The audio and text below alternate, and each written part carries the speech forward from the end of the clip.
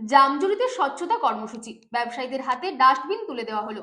বাজার এলাকায় পরিষ্কার পরিচ্ছন্ন পরিবেশ বজায় রাখতে এই উদ্যোগ।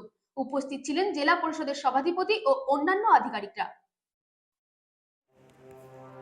স্বচ্ছতাই সেবা, স্বচ্ছতাই ধর্ম, এই মূল মন্ত্রকে সামনে রেখে কাকরাবন আরডি ব্লকের অন্তর্গত জামজুরি পঞ্চায়েত এলাকায় এক গুরুত্বপূর্ণ জনস্বার্থমূলক স্বচ্ছতা কর্মসূচি অনুষ্ঠান অনুষ্ঠিত হলো।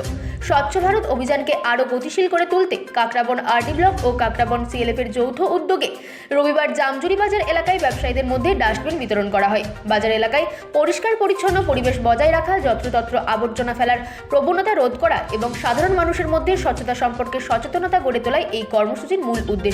এদিন জামজুরি বাজার এলাকায় মোট 210 জন ব্যবসায়ীর হাতে ডাস্টবিন তুলে দেওয়া হয়। পাশাপাশি বাজার এলাকার ময়লা আবর্জনা সংগ্রহ ও দ্রুত অপসারণের জন্য দুটি মিনি আবর্জনা বহনকারী গাড়িও প্রদান করা হয়। এদিনের অনুষ্ঠানে উপস্থিত ছিলেন গোমতী জেলা পরিষদের সভাধিপতি দেবল দেবরায়, কাকরাবন আরডি ব্লকের বিডিও অলিন্দ দত্ত মজুমদার, জামজুরি পঞ্চায়েতের প্রধান নির্মল দাস, অন্যান্য জনপ্রতিনিধি, কাকরাবন সিএলএফ এর সদস্যরা এবং স্থানীয় বাজারের ব্যবসায়ীরা। অনুষ্ঠানে বক্তব্য রাখতে গিয়ে গোমতী জেলা পরিষদের সভাধিপতি দেবল দেবরায় বলেন, বাজার এলাকায় যত্রতত্র আবর্জনা ফেলার প্রবণতা বন্ধ করতে হলে শুধু আইনি নয়, প্রয়োজন সচেতনতা ও উপযুক্ত পরিকাঠামো দরকার। সেই লক্ষ্যেই প্রতিটি ব্যবসায়ীর হাতে ডাস্টবিন তুলে দেওয়া হয়েছে। স্বচ্ছতা শুধু প্রশাসনের দায়িত্ব নয়, সমাজের প্রতিটি নাগরিকের নৈতিক কর্তব্য। তিনি আরও বলেন, দোকান সংলগ্ন এলাকা রাখা পরিষ্কার অত্যন্ত জরুরি। বাজারের সৌন্দর্য যেমন বৃদ্ধি পাবে, তেমনি জনস্বার্থের ক্ষেত্রেও তা অত্যন্ত গুরুত্বপূর্ণ ভূমিকা নেবে। এই উদ্যোগকে স্বাগত জানিয়ে বাজারের ব্যবসায়ীরাও সন্তোষ প্রকাশ করেন।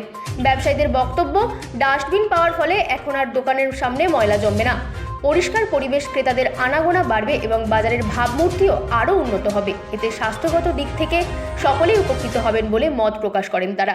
উল্লেখ্য, স্বচ্ছ ভারত অভিযানের আওতায় এ ধরনের নিয়মিত সচেতনতামূলক ও পরিকাঠামো উন্নয়নমূলক কর্মসূচি গ্রহণ করা হলে গ্রামীণ ও বাজার এলাকায় দীর্ঘমেয়াদে পরিষ্কার পরিচ্ছন্নতা বজায় রাখা অনেকটাই সহজ হবে, এমনটাই মনে করছেন সংশ্লিষ্ট মহল।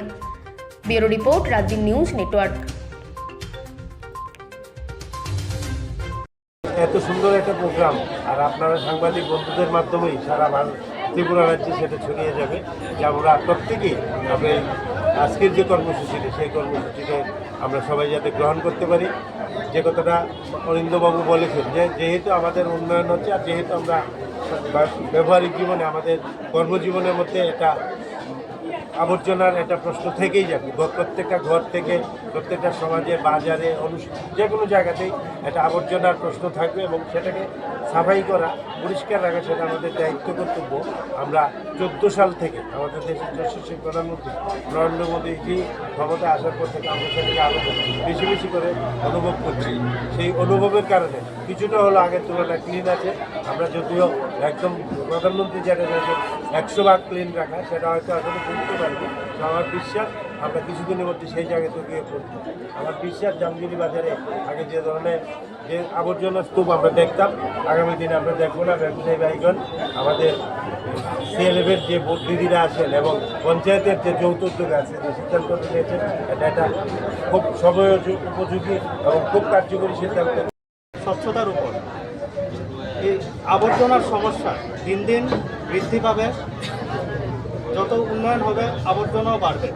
তো আমরা যদি আবর্জনার ডিসপোজাল সঠিকভাবে না করি বা তার ম্যানেজমেন্ট না করি, তাহলে একটা সময় আসবে যখন দুর্গন্ধ বা রোগ সব চারিদিকে ছড়িয়ে যাবে। তো আজকে এই জামজুরি পঞ্চায়েত এবং কাকরাবন সিএলএফের উদ্যোগে আজকের এই বিশেষ অনুষ্ঠান, এখানে দুটো আবর্জনা কালেকশনের গাড়ি রয়েছে, প্লাস বাজার কমিটির সকল বাজার ব্যবসায়ীদের মধ্যে ডাস্টবিন বিতরণ করা হবে এবং একটি সুন্দর একটা ব্যবস্থা আজকের দিন থেকে এখানে স্টার্ট হবে আবর্জনা নিষ্কাশন এবং ম্যানেজমেন্টের জন্য। তো জামজুরি পঞ্চায়েতকে সাধুবাদ এবং ধন্যবাদ এই উদ্যোগটা নেওয়ার জন্য।